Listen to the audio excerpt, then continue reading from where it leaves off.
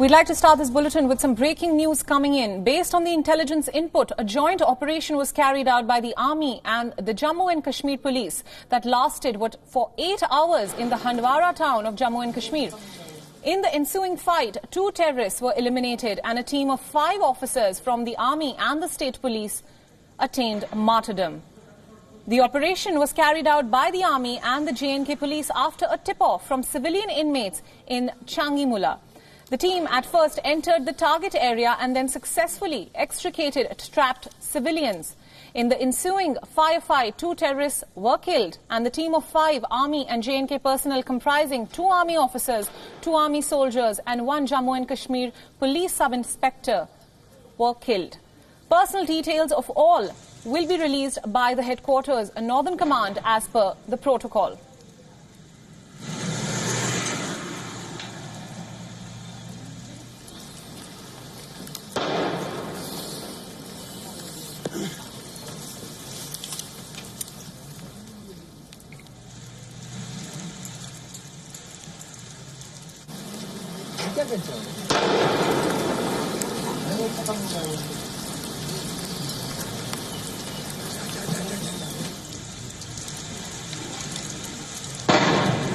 And now for more details, Ishan Vani is joining us on the phone lines from Srinagar. Ishan, thank you for joining us. Tell us, what do we know about this encounter so far? We know that an Army colonel has lost his life. Tell us, what details do you have so far? Well, it was a massive operation launched by a joint team of security forces, including Jammu and Kashmir Police and the Indian Army. They had a tip of the presence of 2 Pakistan militants who had infiltrated recently into the Indian side, and that is why a joint operation was launched day before yesterday. But the militants, after initial exchange of fire, had managed to escape, and later on intelligence input was generated that they were hiding in a nearby area, and that is why another search operation was launched in that particular residential area. The Army says that there were civilians who were trapped inside the house, and the team went to rescue them, and while they came under a barrage of gunfire from the hiding militants, and that is why the rescue operation became difficult. In the meantime, for at least 5 hours initially yesterday, we were told that a contact has been lost with the team who were trying to take out the civilians from the particular house. Given the fact it was a residential house, so it was difficult as an operation, and the weather was really bad. So it became difficult for the Army to manage the operation initially, but later on in the morning, they have carried out a final assault on the house and neutralized 2 militants who are most likely to be foreigners. And at the same time, they were also, sad to see the bodies of the Army men, including the colonel, who was a decorated officer and was awarded Sena Medal last year. Now, apart from this, he was also commanding the 22 Rashtriya Rifles in the Handwara area, and a major and 2 Army men and 1 J&K police sub-inspector have also lost their lives in this operation. Given the magnitude of the operation, the security forces tried to, try to contact these men who were trapped inside the house, but regular contacts failed, and that is why a final assault was launched in the morning to make sure that the militants who are hiding inside the house don't get away and they are neutralized well in advance. Now, apart from the operation, the Army says that, they have lost a brave officer who was commanding the 22 Rashtriya Rifles, the anti-infiltration brigade in the North Kashmir. And remember, Handwara is very close to the line of control, and this may very well be a group which had infiltrated recently into the Indian side, and that is why the operation was launched carefully. Now, they have been trying to change their location in the house, but the security forces zeroed in on them, and finally in the morning, final assault was launched in which 2 militants were killed. And, the 5 Army and security force personnel, including a major, colonel, and 2 other Army men and 1 Jammu and Kashmir policeman have been found dead inside the house while they were in action. Right. Ishan, thank you for those details. Also, another question, as you mentioned, the Handwara area is very close to the line of control. Do we know anything about the motivation of these terrorists and where they come from? Has anyone claimed responsibility for these attacks? Well, there has been no confirmation whether which group they belong to, but so that indicated that this could be a Jaish-e-Mohammed outfit, a group which had recently infiltrated, and they were trying to move in through the area.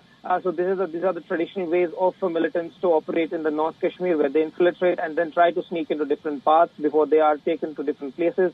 But one doesn't have any official confirmation about which group they belong to and when did they infiltrate through the line of control or where they're already present. But the sources indicate that they had infiltrated recently. We have seen that the border has been, flared by Pakistan. There have been continuous ceasefire violations. The army had said that Pakistan is trying to shield and bring across more militants into the Kashmir side, given the fact that snow has started to melt, and this is the apt time for the Pakistan to send more infiltrators to the Indian side.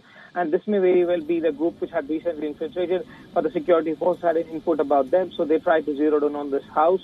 But unfortunately, they have lost 5 men while neutralizing these 2 militants. Right. Ishan, thank you so much for joining us and for all your inputs. We'll keep coming back to you as we find out more about this story.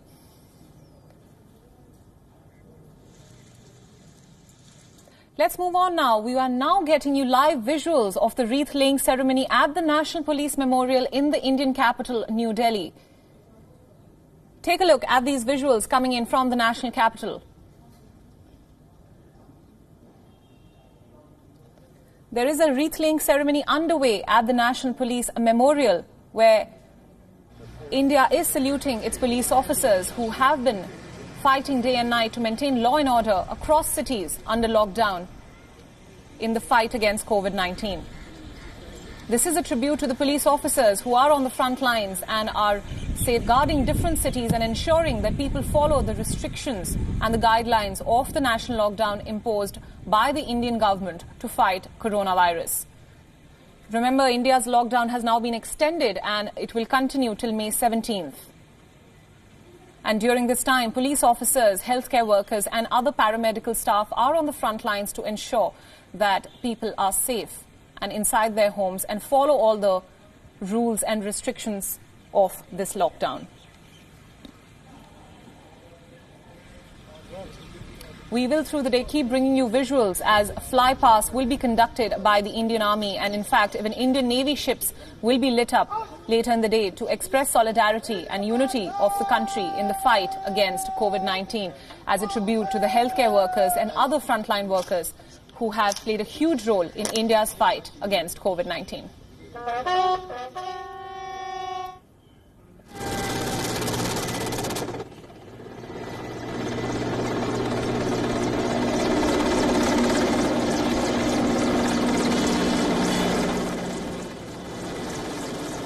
These are live visuals coming from the National Police Memorial.